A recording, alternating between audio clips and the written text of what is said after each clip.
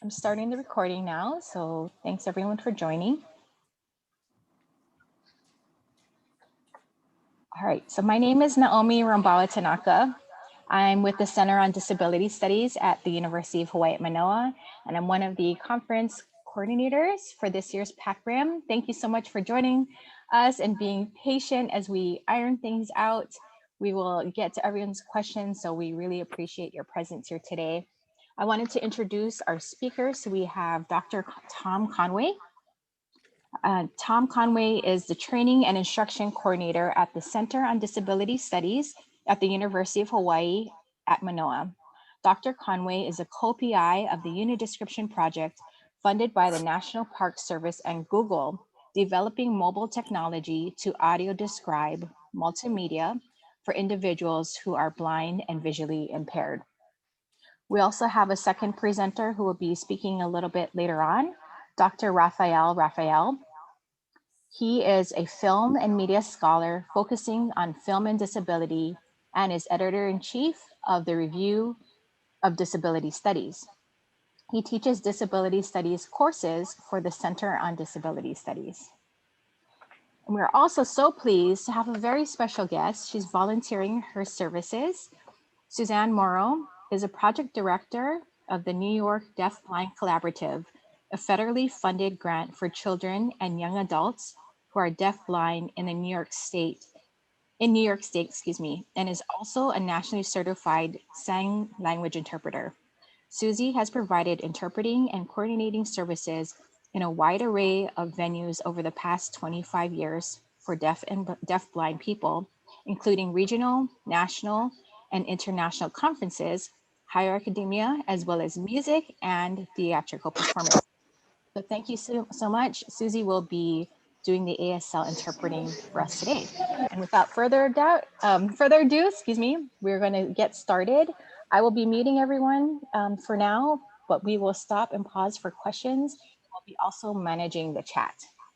So thank you and welcome. Okay, thank you everybody for attending this. This is the first in our series of how to be able to create an accessible presentation for the PACRAM conference this year. The information that you'll be getting today is somewhat brief, but we are giving opportunities for people to ask questions at 3 times. So I'll be going over a topic. There'll be a question and answer session. And this will also help us try to fine tune what next, what other presentations to give on the topic. So feel free to, if something you're not certain about, like I said, we will be doing other presentations on how to make your presentations accessible. That includes the posters, the live sessions, and the recorded ones. So once again, thank you for coming, and I'll go ahead and start. So our biggest objective here is sort of give you sort of a general overview just about accessibility for presentations, what kind of things you're going to need, some tips.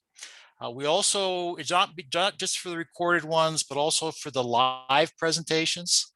We're going to do sort of a brief overview about captioning and transcriptions. I'll give you a few little tips on how to do it, particularly on the recorded ones. And then last, we'll have Dr. Raphael will talk about our online virtual poster session and where to get information on how to upload the posters, and just take it from there. Okay, I'm not going to get too much into this. I think we all somewhat familiar with Section 508. The big thing it does is it provides greater access for people to engage in the digital world. It is required by Section 508 of the Rehabilitation Act of 1973, and it does use the WCAG guidelines for compliance. So in the resources, if you have the access to the slides, there are links to these information at the end. Feel free to email me or Naomi or Raphael if you want to follow up with any questions. Okay, so creating accessible slideshow. So just so you know, most of these will be recorded. During a live session or even a recorded session, it's really critical that you speak clearly, not too fast, and also try to avoid jargon as much as possible. So I really would recommend everybody, if you haven't done recorded sessions before, go ahead and just record yourself. But it'll also be a good opportunity to test out your audio equipment. Probably, I was going to point this out too, where you do the recording, where you are presenting from, like the room, you may not hear a noise, but I've been in sessions where somebody had a fan going overhead, and it sounded like it was an airplane going over. So I really do recommend testing out the area that you plan to do the either live or recorded session. Now, for all the slides, it's probably critical that you, when you are speaking through the presentation, that you describe the images and also let the audience know what's on each slide. So a good way to do it is to say, you know, next slide, please, or this slide, just say what the topic is. You don't necessarily have to read everything on the slide, but if it's important for the presentation, I really would encourage you to do so. The next thing is, I'd really suggest using like 18-point font and a sans serif font. So sans serif font is like what I have on here. It's not like Times Roman. Times Roman has a little serifs. They're great for newspapers, and they were developed for doing print type. But for slideshows, it's a little bit easier to read a sans serif font. The other thing I want to sort of stress is it really does, you really should only put important information on each slide. You don't need to put extra things on there. They can get somewhat distracting. So really just try to put on information that is important, and also that you can describe. Okay, a few other little tips here. Avoid text heavy slides. In other words, you don't have to put everything on there. You can divide up the slides if necessary. It just makes it easier to read, makes it easier to follow.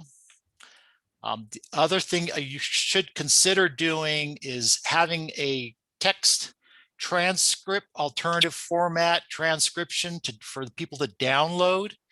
So typically that's usually just an outline of the slides, and you just highlight all the important information on each one of the slides. So it'll just be a text document, you know, Word, whatever. But that way it enables people who may not have gotten everything, may want to use a screen reader. I really do not encourage people to try and make their slides screen readable. It's very time consuming. People that I've worked with, they actually prefer a text transcript because it's easier to navigate. They can use their screen reader and it goes through the slides much quicker. Next thing I would recommend is try to use high contrast color combinations. As you can see on mine here, I have like black text on a white background. This also makes it easier to read. One of the challenges, just because let's say you're using a grayed out text, it may look all right on your monitor, but someone else's monitor, it may wash out. So just be aware of that. I would not try to avoid lighter colored text. Also remember, you don't really want to put colored text on a colored background. Some people who are colorblind may not be able to see it. And by the time the slide's up there and you're talking about it, it's too late. So keep that in mind.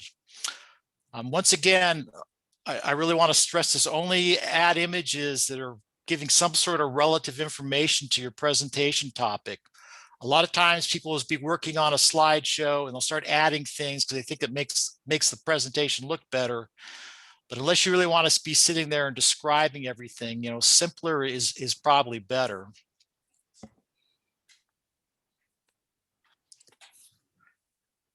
Okay, so let's say I'm starting the live presentation. This is just for the live one. You should ask the audience if they can hear you. One of the challenges, I mean, I've done it myself. I'll start talking and I don't realize that I've muted myself. I would also recommend that you ask people to mute themselves so they don't pick up any extra noises.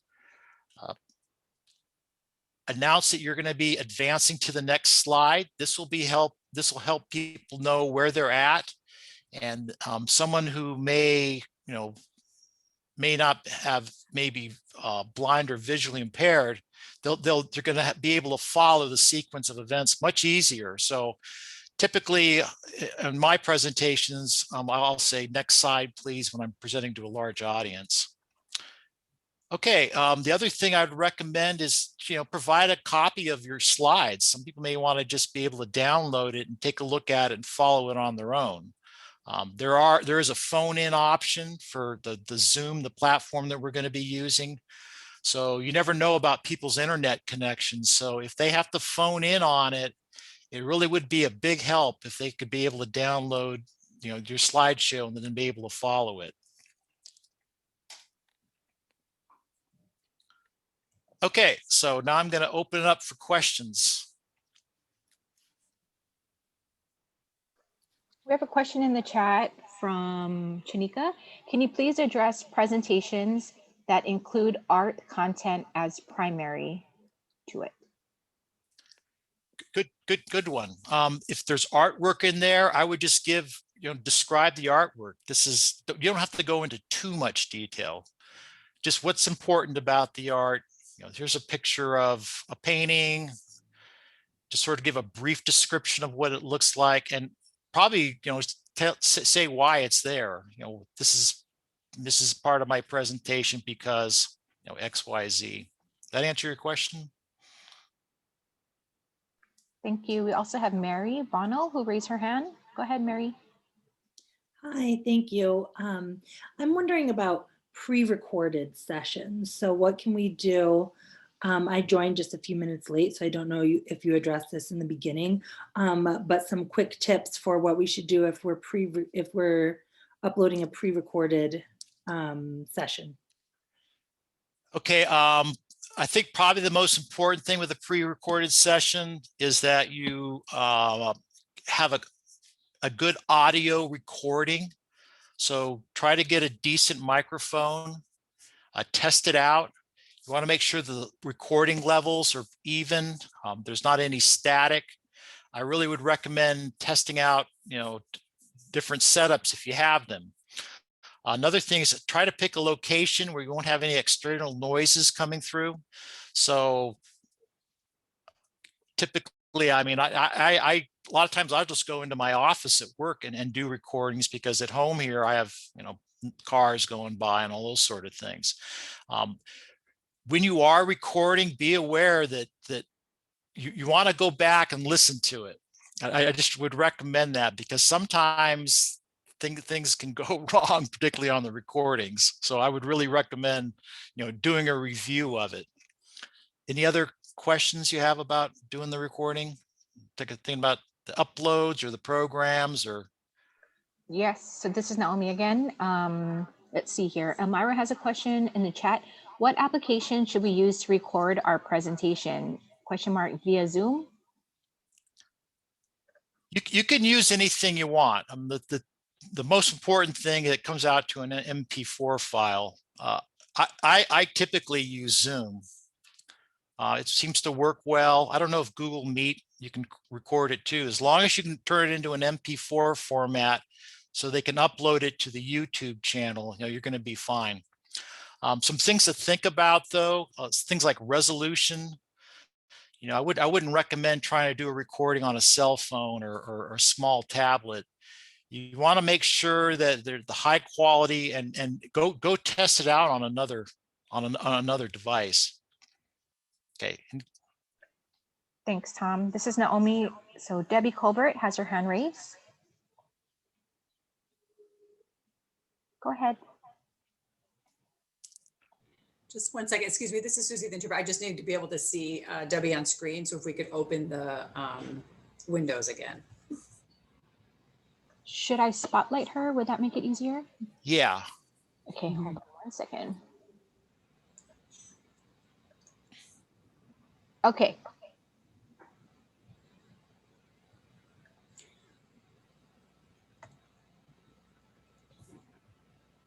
Just want to be able to see Debbie clearly. Okay. Hi, everyone. This is Debbie. I've given presentations in the past and I've used Zoom and PowerPoint as well and haven't had a problem. But right now with a hearing audience, I'm trying to figure out the best to do that. I've never actually signed a full presentation. And then how should I make it auditorily accessible? Should I have an interpreter basically sitting next to me to do the recording, or how would we, I'm trying to think this through. That's an excellent question. It may not be so bad just to have I guess to have the interpreter there, or they can do it afterwards and then do a recording of it. I mean, you could just, sign on it and then send it to them and have them do an audio recording to upload. I guess it really depends on the, the logistics of.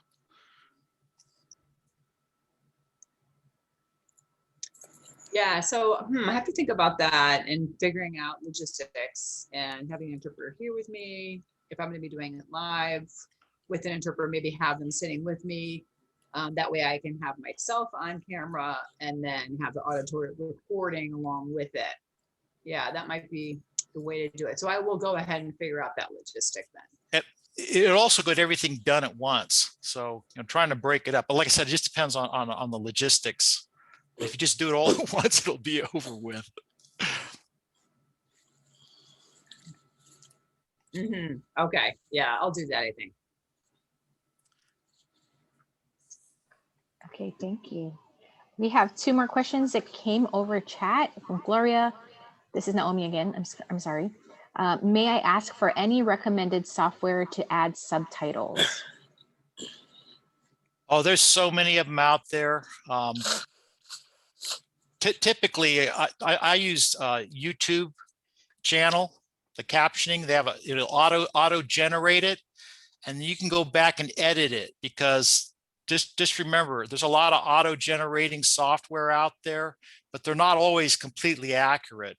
So the nice thing about the YouTube editor, there's other ones too. I'm not trying to promote YouTube here, but it works very well, has all the timing on it. Like I said, you can go in there and do go in there and change, make sure everything's spelled correctly, make sure that it translated fine, and then you can take a look at it. It'll all be closed captions, so remember that. If you can do open caption, that's always preferable, but we're just requiring to have a closed caption.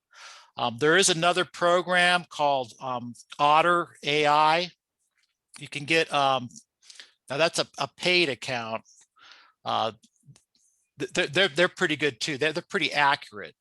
Like I said, if you are going to be doing the captioning, having a clean recording will make all the difference in the world. So just being able to have a microphone and being in a not necessarily soundproof, but a place that's quiet will make a big difference on how accurate the captioning works. Thanks, Tom. This is Naomi again. Another question from Al. For the live discussion sessions, I noticed that you are recommending 30 minutes of content and 15 minutes of discussion.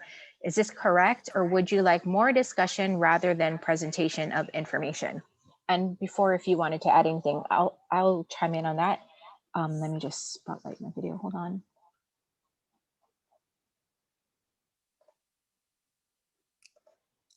This is like being a DJ here. I guess I can't spotlight myself. I don't know how to do that. I'm so sorry. But yes, so the 45 minutes for the live sessions are for you to break up however you want. It's just a recommendation that we would say 30 presenting and then 15 Q&A. Although if you want to do, say, 10 minutes and then break out and do something, that's completely fine. So as a presenter, it's up to you how you want to use the time. I hope that answers your question. And then the next question, Elmira had another follow-up in the chat.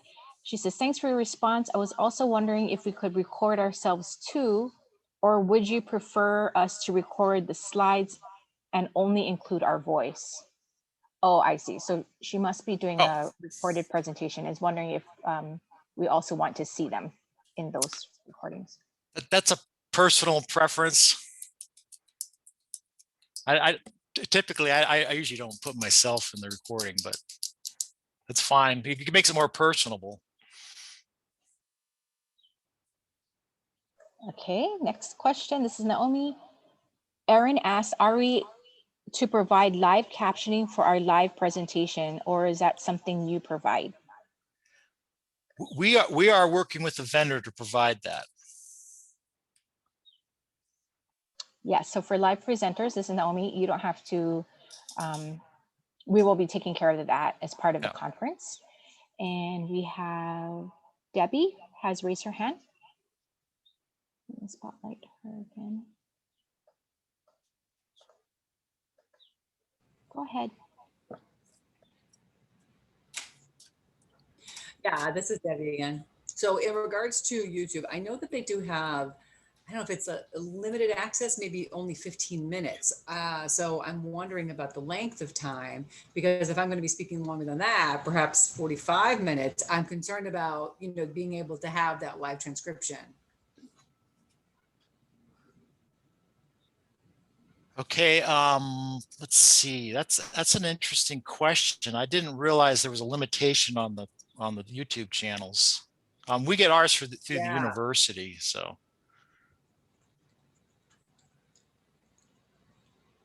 Let me get back to you on that. Does anyone else here use YouTube channel?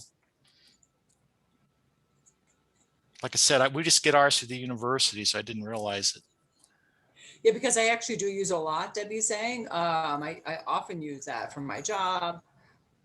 I'm an adjunct here, so I do use it. But what I'm understanding is that if I have my own personal channel, that it's limited to a very short period of time.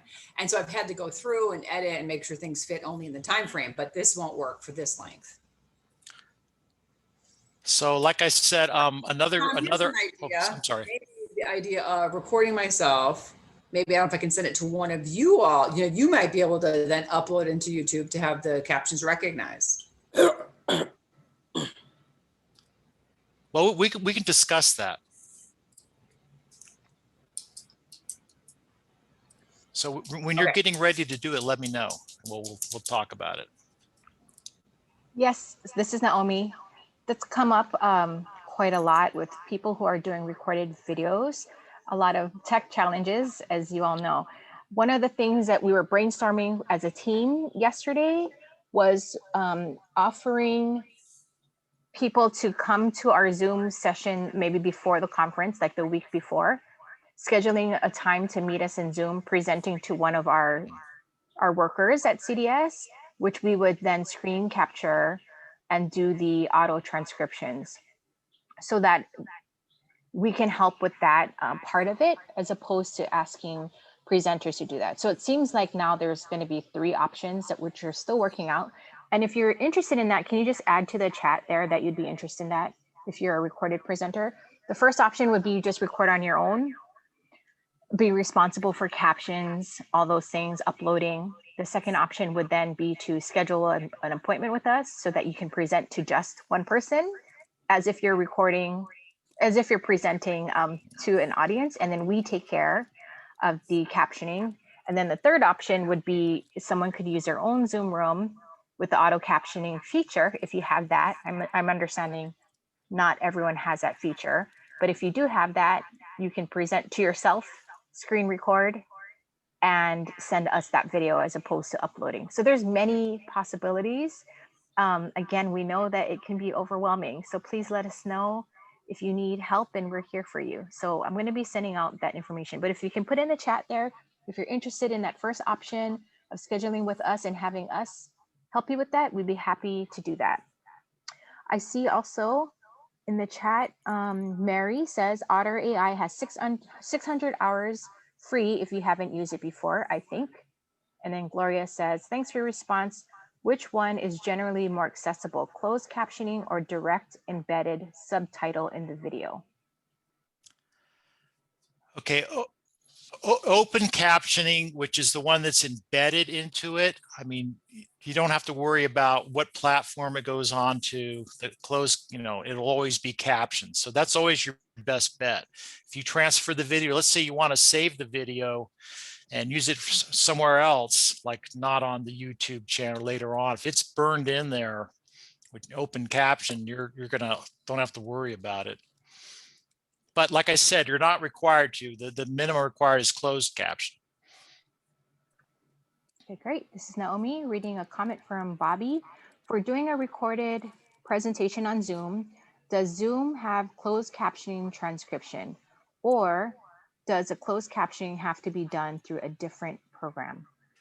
Okay, that's an excellent question. Now, I just found out that the Zoom account that I have, which I got through the university, somehow I was able to get a live transcription program to work in it. But I don't think most Zoom accounts have it. If you have like a regular Zoom account, I'm pretty certain it doesn't. It has a lot of nice features. I was playing around with it this morning, but I can't guarantee that you'll be able to get it. You may have to either, do a little research on your own. But just so you know that when you put the recording, put it up, and then have the auto generated, is probably just as good. Having real people who use technology will give you the most accurate transcriptions, captions. We are currently trying to work with a vendor who uses that. She has like a 98% accuracy rate. Just so you know, a lot of auto-generated programs have anywhere between 70 to 85, which is pretty typical. So just consider that. I hope that answered your question. Okay, that seems to be all for the questions. I saw in the chat, this is Naomi, everyone who says that they're interested, I noted your name. So Tom, I'm not sure if you had other presentations. Actually, I'm so sorry. I see a hand raised. Who's that? Yeah, my next part of the presentation, yeah, hand is raised. I'm sorry. I Currently unmuted. I have a question, and yes, Susanne, my go ahead. hand raised. Sorry. I am a participant who's blind, and I will be presenting, and I will be working on the presentation slides with my colleague, of course. So that's not going to be an issue. But in terms of having the opportunity to get a hold of presentations from other presenters for other workshops that I might wish to attend, I did note that on my request for accommodation. How will that be taken care of?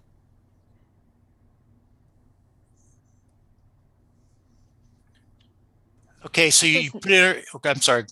Naomi, did you want to? Yes, this is Naomi. I can Okay. start to answer that. So we have a request to presenters to upload and share with us their presentations the week before the presentation, before the conference. So yeah, it's going to be in Mighty Networks. If you haven't joined that, please do so. We have different spaces in the Mighty Network. So Mighty Network is kind of like a closed Facebook / content space. What platform does it use? That's the name of it. It's called Mighty Networks. Is it accessible? What features specifically are you asking about? Well, all of them. I mean, just navigating it and everything, because some things are and some aren't, and that's why I'm checking. Right. I believe it is. Yes, Tom? Well, they're claiming it is. Yes. But No, I hate to say that, but a lot of times these, we did the best we could to get the most accessible platform. Yeah. I'll check it for you. But I would be, that would be great. I'll check it. I'd be happy to check it for you. Okay. So yeah, we're asking presenters to upload their materials beforehand so that everyone else can have access to it the week before the conference. And if you need to download or view it beforehand, that it is accessible to folks. So we really strongly want those presenters to be able to follow the deadlines. I know that deadlines are coming up super fast. We appreciate everyone's cooperation, but it's really important to be able to get those materials up Do not for use as your window. folks who need it beforehand. So I thank you in advance for making all the deadlines, all you presenters. And so I actually have a follow-up. If it turns out that Mighty Networks is not accessible, do you have any secondary plans? I mean, I'm certainly going to test it way ahead of time for you so that you'll know. Mhm. Tom, do you want to take that? You want me to Well, answer that? we're kind of, at this point, unfortunately, we're kind of locked into it. I do know we did go over and ask them and went through, all their website and everything, and they claim that it is. But like I said, I don't want to verify that. Yeah. If you have any suggestions on some sort of alternative way to do it, Okay. I'll look let us think at about it Mighty. and let us I'll know. look at Mighty Networks Okay. first. And it's mightynetworks.com or Did you register yet, Susanne? This is yeah, I'm Naomi. registered, but I Okay. haven't received my email for some reason. I was registered last week. Okay, let me follow up on that because with the registration should have been an auto invite to Mighty Networks. Okay. And so with that, if it didn't go through, I will make sure that's resent. But another way that, we let's definitely connect more about this, but we want to make sure that you have access to the presentations that you Yeah. want. Might it be possible for you to select which ones you might be interested in attending, and I'll personally contact those presenters to make sure if that you can access their materials through Mighty, that you will Okay, make sure you get those. if worse comes to worse, sure, but Yeah. just like everybody else, I might want to get something that, Totally, you know yes. how conferences are. Yes. But no, I'm actually sort of putting you guys through the test because I want to make sure that you don't get caught if somebody else comes along and asks some of these same questions. I figure it's better to get these out of the way now Right. than somebody calling you the middle of February and making some of these same requests. Yeah, I actually have one of my graduate students is blind, and I'm having him test it out too. So we'll get some other people in there and get some feedback on it. Yeah. And if something isn't working, we're going to let Mighty Networks know. So sounds good. Thank you so much. Thank you. Okay, any more questions? Someone else has their hand raised. Oh, I think that's still Susanne. Yeah. Okay, wait a second. I'll have to get. Shanika has a question in chat. I'll read it. This is Naomi. If we're presenting a talk story presentation, should that also be pre-recorded with captions or just the PowerPoint? This is Naomi. I'll answer that. We'll need to follow up with that because talk story should have only been accepted for live, because talk story, the nature of talk story is talking story, right? Having a discussion, which would be really difficult, I think, to have it if it's recorded.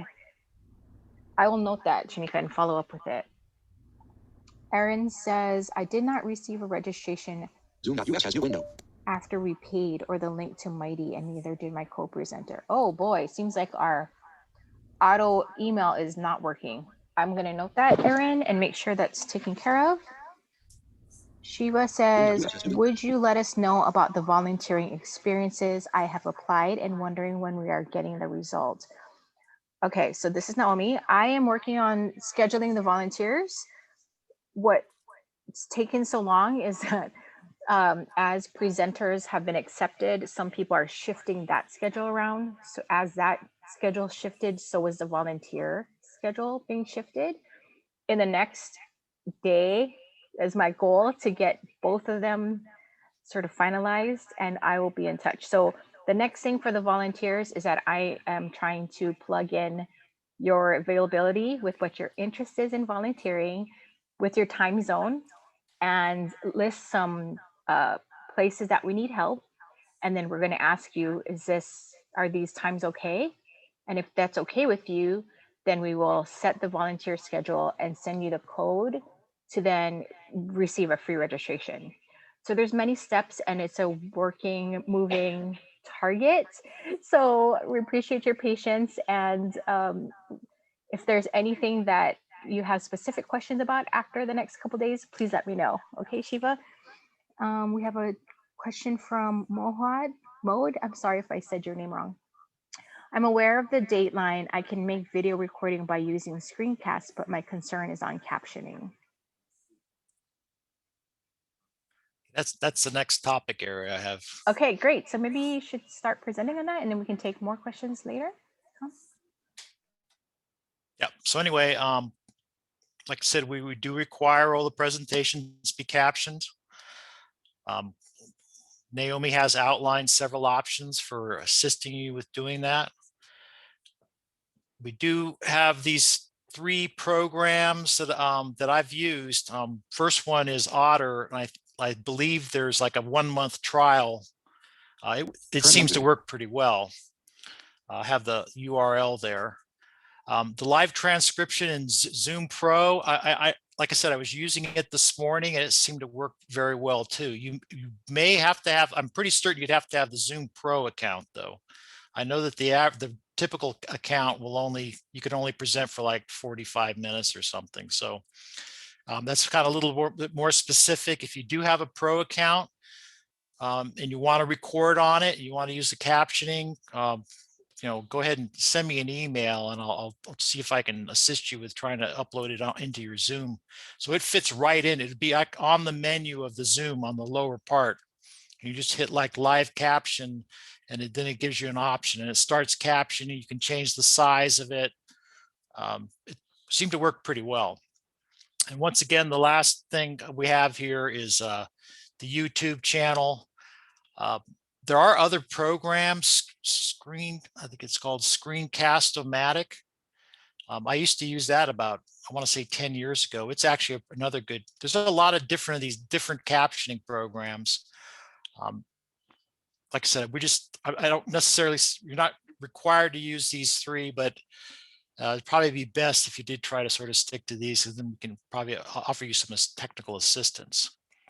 Another thing that I would recommend is you attach the transcription to the presentation. In other words, if you've done the whole recording, you will have a text copy of the captions. So I would highly recommend putting those onto your presentation platform. If you need some assistance with that, once again, please let us know. Once you have that captioning, this is something I should point this out. If you are captioning, make sure that you can get like a text transcription downloaded. Most captioning programs will do that. I do know that the Otto does, and I do know that YouTube and Otter, but both will give you a text full-on transcription. Okay. Any questions about the captioning? Transcriptions.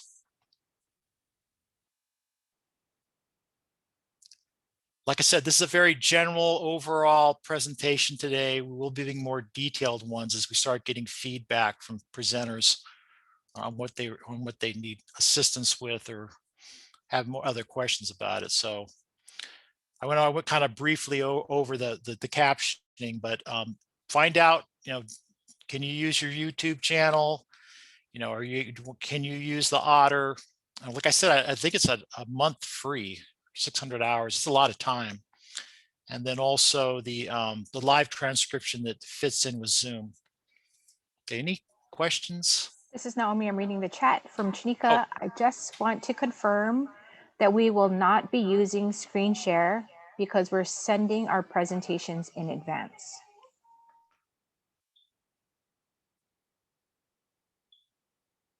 Well, that's a good question, Naomi. I hadn't thought that one out. Chinika, this is Naomi. Are you doing a live or only recording? I'm not quite sure what you mean by your question, actually. I'm sorry.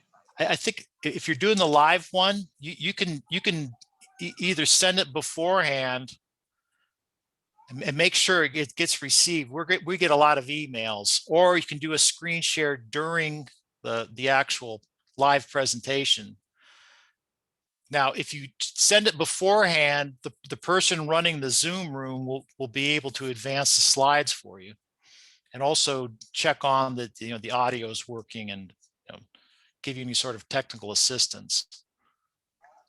This is Does Naomi. that So her answer? response in the chat says live talk story, but sharing PowerPoint art. Oh.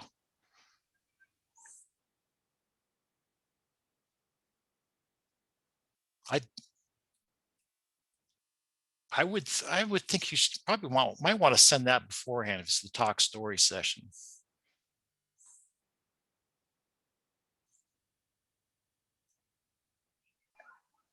Okay, hopefully that answers your question, Tanika. If not, let Tom or myself know. Tom, you have 2 raised hands.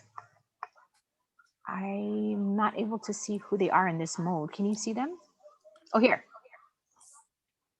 Mode, Zino. Yeah. Go ahead. Hello, hi. I'm Shazwan. I just want to ask about regarding to the YouTube. So actually, I have been go through on the YouTube how to do the captioning. So let's say at the first I'm recording using the screencast-o-matic, and then I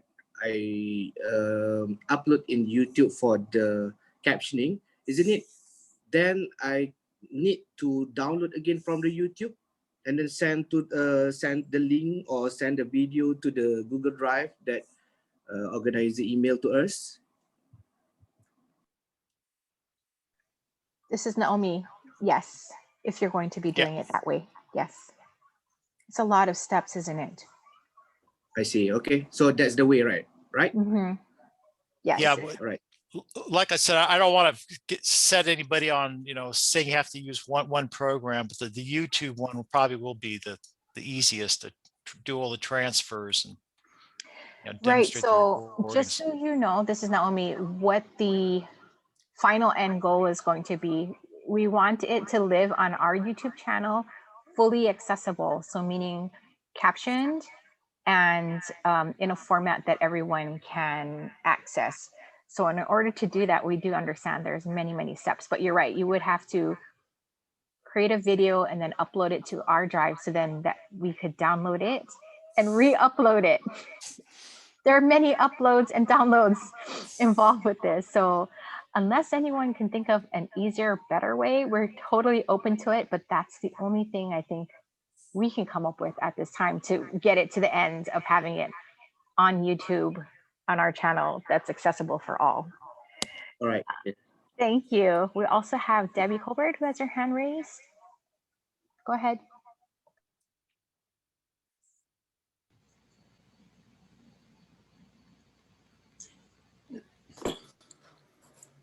Hi, this is Debbie. I'm wondering if I can get someone to go ahead and do the transcript for me, because if I'm going to be signing and then we'll have the interpreter doing the voicing, I need to make sure that we have all the English captured for the captioning.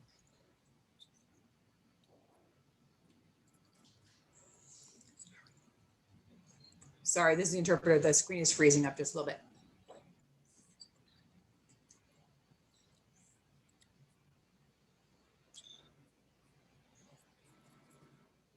Because I'm going to be signing this, of course, in American Sign Language. And of course, the grammatical structure is different than English. You know, the interpreter then will make selections in English vocabulary.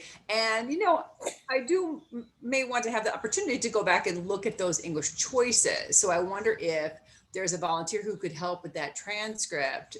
I don't know if that is a volunteer duty that could be an option, for people who are applying to be volunteers. I would highly recommend you go and review the transcription. I think that was one of my line items. I may have missed it. Like I said, things can get really lost in translation. So yes, definitely, we will definitely find someone to assist you with going over the transcription.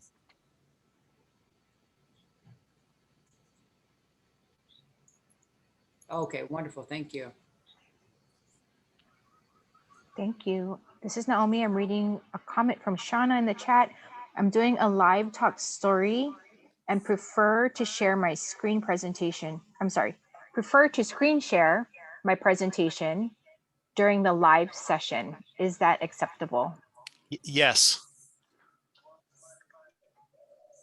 Okay, I don't see any more questions. Anybody else? Oh. Okay. Next, we're going to go on to the poster sessions.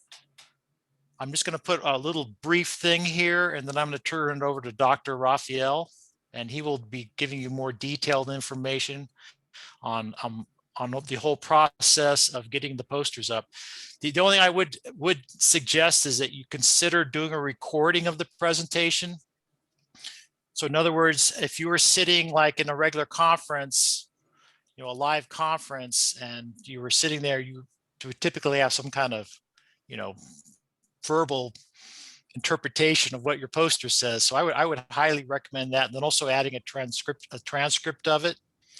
Another thing you might want to consider doing is for the poster is to have like a text only outline as an attachment. So if depending on how, I don't know how you construct your posters, but you can just put a complete text thing of everything that's on there. Like I said, we don't know how the end participant will be viewing the poster. So if they have a little tiny screen and you have lots of information on it, which most posters do, it may be somewhat of a challenge. Okay, I'm going to give it over to Dr. Raphael. Okay, hi, thank you, Tom. Aloha, everybody, and thank you, Naomi, for making this happen. I've been to a lot of different digital and physical conferences, and I've never seen one that did this kind of proactive onboarding. Thank you for doing this to help build the community. So basically, what I'm going to do is take a moment to lead us through the process of creating a poster presentation. And these next several minutes are only going to be relevant to those folks who are presenting poster presenters. And in the chat, there's a link to the instructions, both the overview, which is tinyurl.com/pre-poster-instructions. That leads you through all the logistics and gives you all the information. We periodically update that. And the poster instructions are at tinyurl.com/poster-instructions.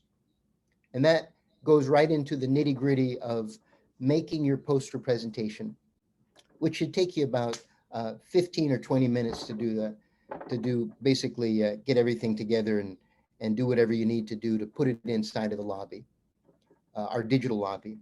So, and during that process, feel free to reach out to Dr. Conway or myself, and we're happy to help you. So what I'm going to do right now is share a brief overview, and the overview will guide us through the process of making that poster presentation. And I'm going to add this screencast to our instructions, so it'll always be available to folks who are presenters. So Naomi, I'm going to go ahead and share my screen. Let's see.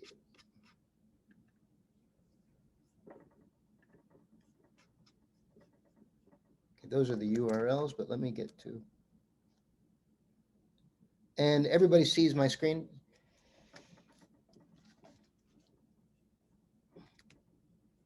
I'm going to go ahead and lead you through the steps that you'll need to get up and running in adding your poster to the PACRIM poster sessions.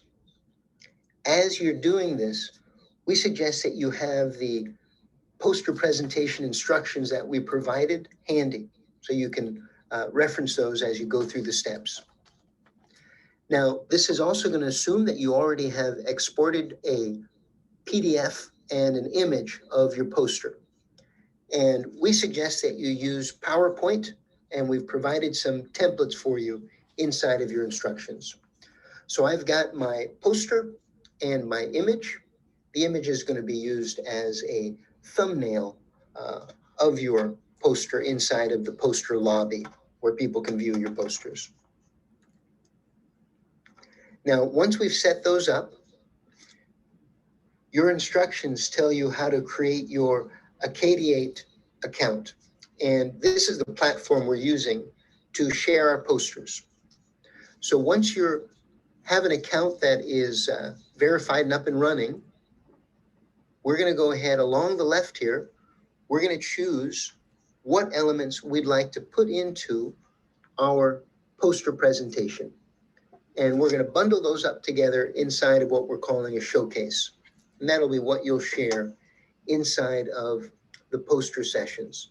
And you have total control over that, whether you'd like to include some additional multimedia information or include related research. All of that is up to you. In this example, I'm just going to be creating a bio and my poster that I'll be assembling here. So first step, I'm going to go ahead and add my research, my poster.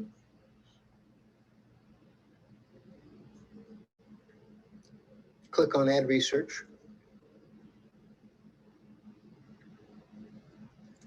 And write the title of your project.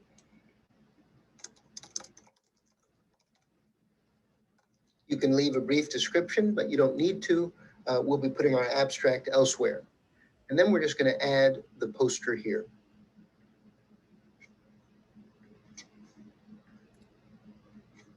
And save it.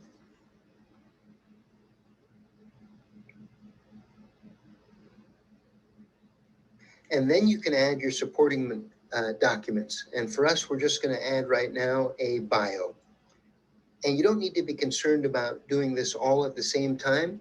You're welcome to build this up over time.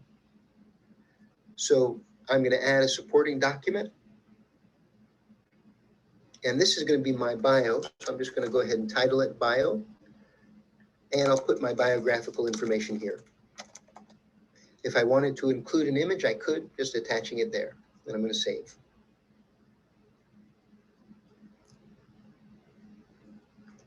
Now I have all the material that I'm planning to use for my poster showcase.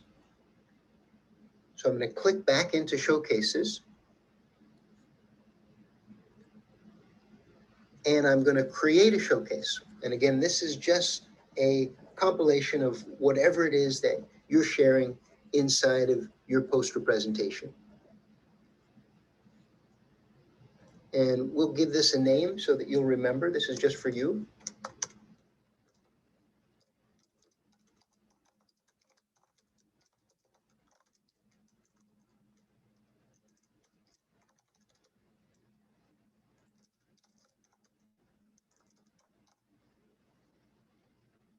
And again, we suggest having your poster presentation instructions handy as you set yours up so you can reference it as you fill in your data.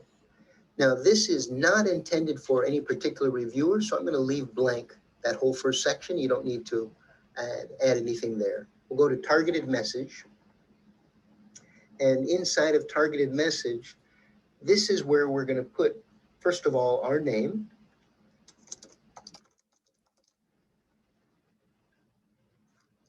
And then add any relevant tags.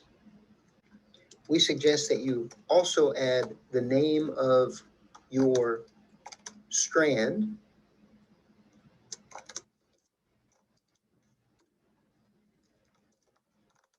And add whatever relevant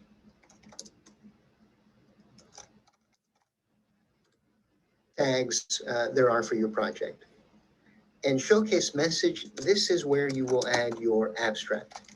And you can format that as you wish.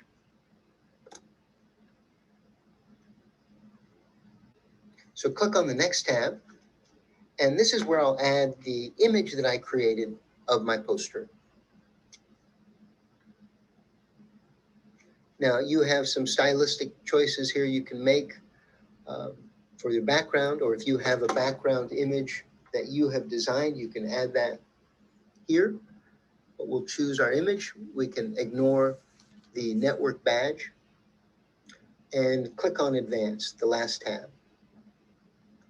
And where it says change your name, now go ahead and put in the title of your research project. And for our purposes, we're going to skip these. We'll only need to be concerned with the bottom one here, comments. And we're going to turn that on. If you happen to be an exhibitor, you may be having live Zoom meetings, but the rest of us won't be. So we will leave those alone and turn on comments. And that'll simply allow people to leave comments on your project. Now I have everything that I want to have inside of my showcase, and you have complete control of how those appear and what will be visible. And you're going to choose it. Choose what you'd like to be visible. So I'm going to make sure that my bio is visible. I'm also going to have my poster visible. And you can choose among whatever you've added to your project and allow them to be visible as you so desire. And the last thing, you can also choose what comes first. And we're going to suggest that you have your poster show up first, that people see that first. Then press save. Now you can view this to make sure everything appears as you like. You can also use the share button to share, have a private link to share with colleagues and others for feedback. Well, first of all, let's go ahead and view it.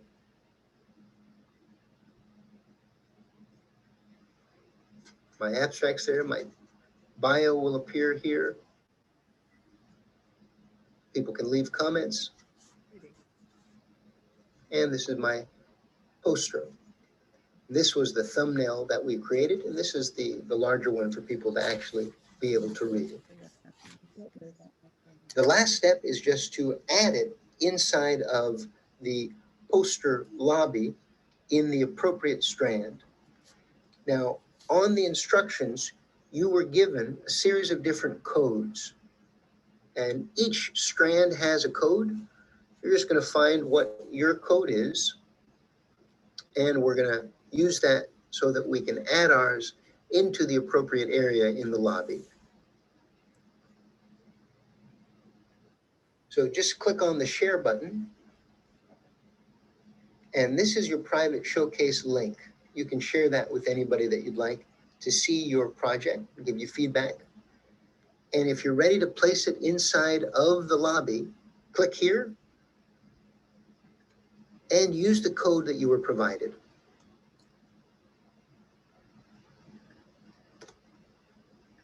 And I'm putting in here the code for mine for creativity in the arts. And I'm going to go ahead and share.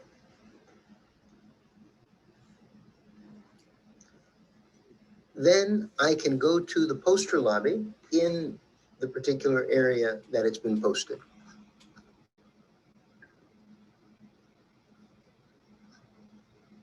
And there's my project. And you're done. As you work on these, feel free to reach out to us if you need any support. Thanks. That was very quick, but gives us an overview of what you're going to do, so it'll seem familiar when you do it. And as I said, feel free to reach out to Dr. Conway or I during the process if you need help on those. And I'll also be placing that screencast inside of the instructions, so it'll be there for you to review. Did you want to add anything, Tom? No, there is a spot for adding an audio, embedding the audio file. Yeah, you can add audio. We also have, there's a little tool called online, I think it's called Online Voice Recorder. That's just a quick way for folks who aren't familiar with ways to record their voice. And we'll have that inside the instructions that people can access to. Okay, any questions? It's a lot of information, but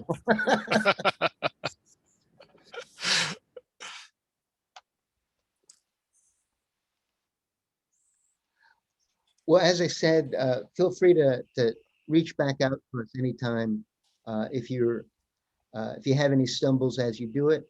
And again, we recommend just having your instructions handy as you go through, and feel free to reach out if you have questions. Raphael, there are a couple questions in the chat box. Oh, okay, I don't know. Yep, this is Naomi. I'll read it. So Brandon is asking, is quote unquote supporting documents also where you would add the alternative format text version of the poster that Dr. Conway recommended earlier? Yes, I would consider that to be a supporting document. Okay, great question. Another question came through the chat from Michelle. This is Naomi reading. Do you have a sample we could look at of a completed poster? Yes. Well, first of all, I can't remember if I mentioned, but we have a link to templates that you can use that is inside of the instructions.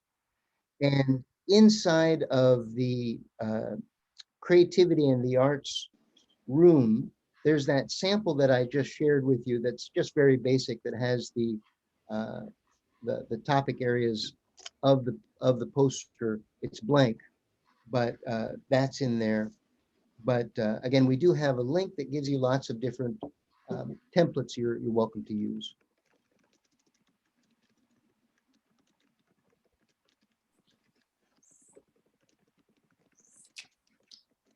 Any other? My chat box open if Yeah, I can see that. I haven't seen any other questions yet.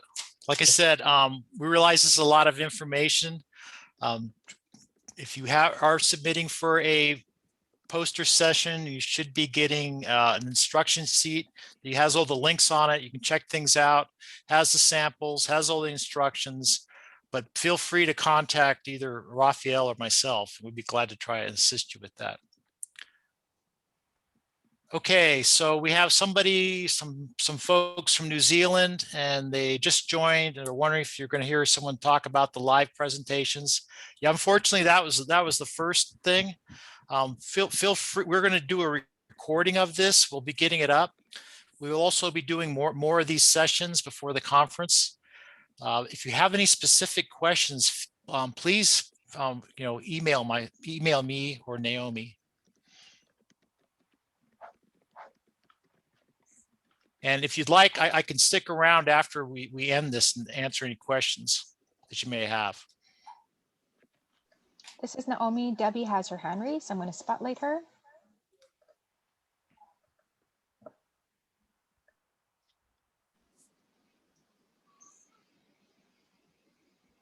So I'm not a poster presenter, but I am a recorded presenter. And so I'm wondering is the due date the same for the poster session as for the pre-recorded ones? It's a Naomi question. Okay, this is Naomi. When are your posters due? I'm not sure what your deadline is. We have the 21st. 21st, that's it. Okay, I couldn't remember whether it was 12th or 21st. Okay. Yeah, I see that posters. I guess I was just curious, and if that's the deadline for the pre-recorded as well. All right, so I'm turning my video on. This is Naomi. Yeah, because I saw something that did say something around the 12th, and so I wanted to make sure that I'm adhering to the right, deadline. Right. So for the recorded session, we actually are asking folks to upload by the 14th, Valentine's Day. So much love on that day. But that's only because we have to then, as I mentioned before, take your video, download it, and then re-upload it to our YouTube. But now that we have this other option where we can do, we're offering the Zoom meetings, that's going to probably push back the deadline because it'll be less. So I'm envisioning, we haven't set this with our team yet, but those Zoom appointments will be happening likely next week or even the following week. So the week of February 8th or February 15th. So if you're going to be doing that option, you would not be having to upload by the 14th, if that helps. And yeah. Okay, great. Okay. Thank you. Raphael, we were asked to reload up the hyperlink for the poster presentation. I guess it didn't come off as a URL. Which one? The tiny Um, pre-poster instructions. Post instructions. Okay, I have them. They're both showing up for me. I'll make sure that they're shared. Double check that you've got that spelled right. You might have to do HTTP because it didn't come Yeah, through I as a think link. correct. Yeah. See, it's not highlighting when we stick it in the chat. Oh, I got you. Okay. Yeah. Yeah. This is Naomi. Scott has a question in the chat. Where do we upload the recorded poster session?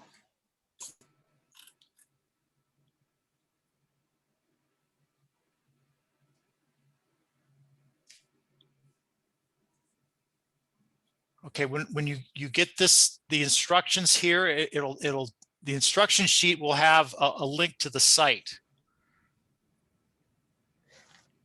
And I'm not certain what we mean by the recorded poster session. For poster presenters, we're not going to be presenting them live, that you'll have your document there. If you do want to have some sort of additional voice or video recording that you have supplementally with your presentation, you can just upload that as supplemental material inside of the site Acadiate that you'll find inside of your instructions.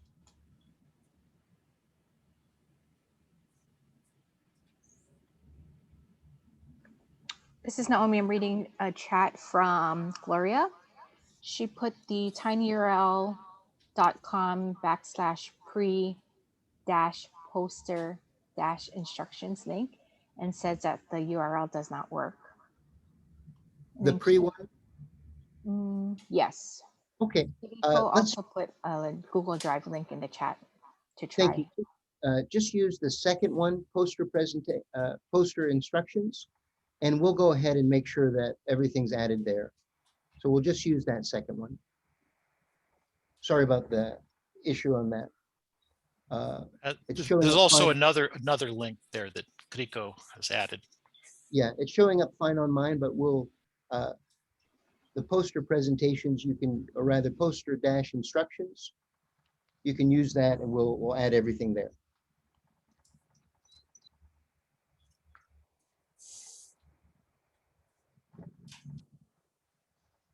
Okay, Gloria any says, other? Thanks, Kiriko. The Google Drive link works.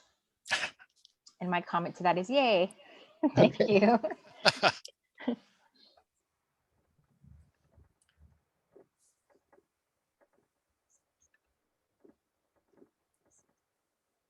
Okay, any other questions regarding the post? Like I said, that was a lot of information there. We do have sheets available.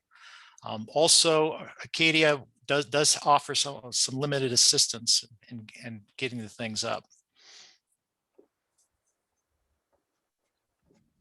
Okay, well, I'm going to go ahead and just finish off and end the session, and then anyone who wants to stick around, I'll stay on the Zoom here if you want to answer any questions after we sign off. So just give me a minute to do the screen share.